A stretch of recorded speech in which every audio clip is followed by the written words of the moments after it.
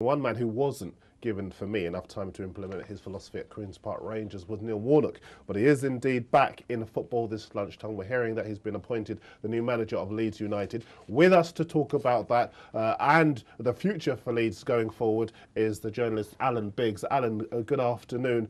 Thank you very much indeed for joining us. And heady times for Leeds United. Sacked Simon Grayson on February the 1st. In comes the man with a fantastic record of getting clubs promoted. This must be great news for Leeds fans. I'd have thought so.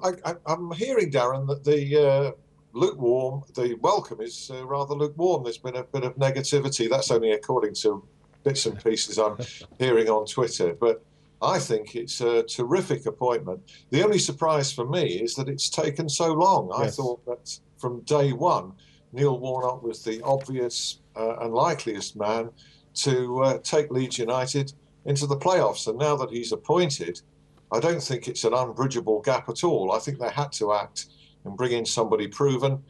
There's nobody more proven, is there? Absolutely. Well, just before you carry on, Ella, I want to read you a quote that Neil Warnock's given us. He's given us some reaction this lunchtime. He says, "I feel I've got one big challenge left in me, and I believe Leeds is a club that should be in the Premier League. I want to be the man who is able to deliver this for a set of fans who never cease to amaze me with their numbers and loyalty." Now, Alan, there isn't much that goes on in Yorkshire that you don't know about. So tell us a bit more about why you're surprised that the reaction to him coming in is so lukewarm. I think it's a bit tribal. I think Neil Warnock has been always a love or hate character, hasn't he? There was a rivalry between Leeds and Sheffield United when Warnock was manager there. I think it'll melt away in much the same way that I've seen the antipathy towards Danny Wilson recede at Sheffield United now that they've seen what a good job he can do. Warnock's just one of those characters, but he's an effervescent guy, and you say, one more job left in me. That's the quote from Neil. I've been hearing that quote from him for 10 years. I mean, he was kidding me once that he was going to retire at 55. I mean, that was about 10 years ago. Absolutely, he's 63 now, and he's obviously going strong. But I just want to give you some stats as well, because he was sacked as QPR boss after a run of 8 games without a win. But people forget he spent only 20 months at Loftus Road, and compare that to the 3 years that Simon Grayson was at Leeds without managing to get the kind of success that Neil Warnock got at Queen's Park Rangers. So I say to you that maybe it could be a fairly short space of time within which Neil Warnock's able to turn the fans around at Ellen Road and get them on side. They still do have a chance of going up this season, don't they? They certainly do. He will look at that. I think there's every chance. I'm sure that Ken Bates believes that as well. Otherwise, he'd have maybe just let it ride with Neil Redfern for a while. He's given Neil Redfern a bit of a crack at it. But I think more important than the fans is how the players react to Neil Warnock. And there's one consistent thing that I've known throughout his career. Players enjoy playing for him. You go out there and you'll hardly hear a bad word said about him. His man management skills are extremely good. One of his favourite comments is, "I like to see my players play with a smile on their faces." He genuinely gets them to enjoy the game. I think that's half the battle, and I think he'll have an instant effect on the Leeds dressing room. Well, Biggsy, we've got a player in here at the moment, and obviously you will have heard the kind of reputation that Neil Warnock's got in the game, Rohan. Tell us a bit about what you make of him and how the players will react to him turning up at Ellen Road. Well, I like the passion he's got. I was close to signing for him before when he was at Sheffield United, and I was just about to sign for Wolves. So he seems like a really good guy, but I wanted to ask you, what has exactly gone on at Ellen Road for Simon Grayson to get sacked? Because it's still the same players, you could say, that Neil Warnock's walking into. And prior to probably the last 4 or 5 months, I thought Simon Grayson was doing quite a good job. So I want to know, is it Simon Grayson was the problem, or is it the players on the pitch? Yeah, I mean, Ronan, you could well argue that, but somehow there's a psychological impact, I think, and you would know better than me. When one man goes and another man comes, there's a different approach. Some players who were out of the picture suddenly get a new opportunity. Those that were in the team have to look to their laurels again. And I just think, I agree with you fully that Simon Grayson's sacking was harsh. I feel he, over 3 years, did all and more that could have been asked for him on the kind of budgets that he was working to. But there comes a point, he's gone, that argument has gone. Who do you get to come in and lift these players, inspire them to get into the playoffs? I don't think they could have picked a better man to do that. But I'm sure that Simon Grayson will come back better and stronger. It's for that reason, by the way, that I never rated or went along with the early clamour about Lee Clark. I couldn't see that at all. He's got no experience at that level, promising younger manager. Never for me a runner. And interestingly, sacked by Huddersfield, instantly available and not Leeds United's choice. Well, it's interesting you say that because the Leeds chairman, Ken Bates, has been elaborating on exactly why he's opted to sign Neil Warnock on a permanent basis. And he says, we believe the appointment is arguably the most important we have made. The objective was to appoint a manager who had a proven track record of getting teams promoted, and in Neil, we have a man whose record is second to none. We want to be in the Premier League, and we will support Neil in the quest to get us there. So as you were saying, you know, Neil's track record obviously speaking for itself. I wonder if Ken Bates may have looked at the job, for example, that Martin O'Neill has done at Sunderland with, as you say, much the same players that were available to Steve Bruce, and look at the transformation in results there. And I wonder if Neil could go there.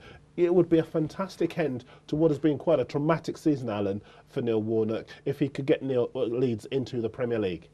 Yeah, he is an impact manager, and like all managers, even though they say, I've got nothing to prove to anybody, actually one of their prime motivating forces is that they do have things to prove to people all the time, not least to Queen's Park Rangers. And I'm sure that Neil Warnock won't rest until he gets another opportunity in the Premier League, where he obviously feels hard done by. I think he's entitled to feel like that.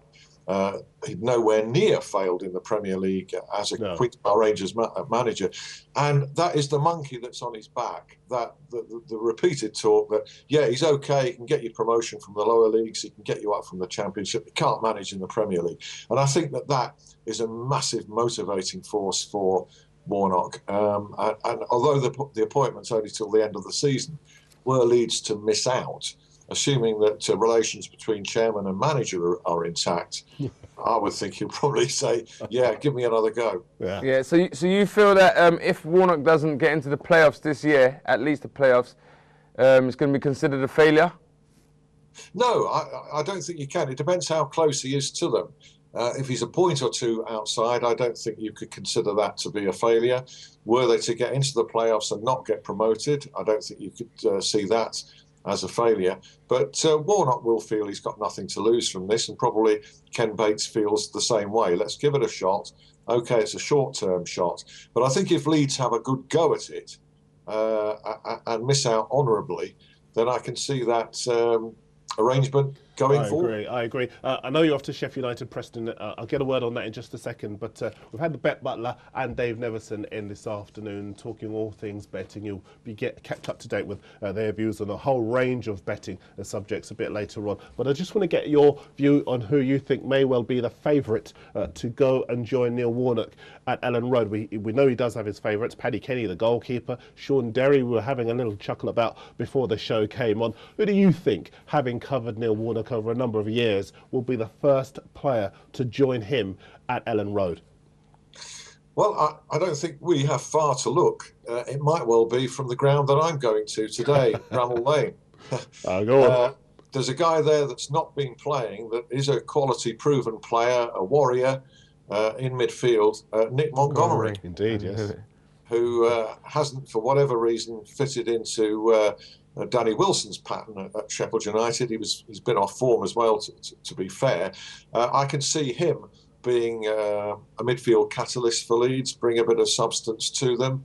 That would be one. And I also feel that in the loan window, that Sheffield United, who are hard up and under pressure to reduce their wage bill, might think, well, OK, Montgomery's one of our higher paid players. Can we afford to lose him? He's not in the team. Yeah, and I can see that happen. That one happening. Bigsy, while you're just talking there, can you see Neil maybe going in and maybe pinching a couple of promising Premier League youngsters as well? You know, the likes of Raheem Sims, maybe at Liverpool, the young striker who's got such a promising reputation, or maybe a couple of others who are doing good things but maybe not getting into the first team at the moment.